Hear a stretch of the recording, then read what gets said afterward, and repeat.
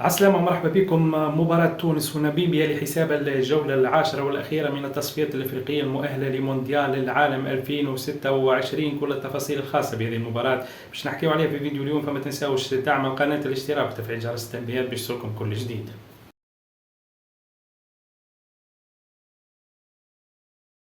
تنطلق مباراة تونس وناميبيا اليوم على الساعة 2 ظهرا بتوقيت تونس. المباراة هذه باش يحتضنها الملعب الأولمبي حمادي العقربي برادس، وباش تكون منقولة بصفة مباشرة عبر القناة الوطنية الأولى. المباراة هذه باش تعرف بعض التغييرات مقارنة بالمباراة الأخيرة ضد ساو تومي واللي كان فاز فيها المنتخب الوطني التونسي بنتيجة كبيرة. اليوم باش تعرف التشكيلة بعض التغييرات كما قلنا.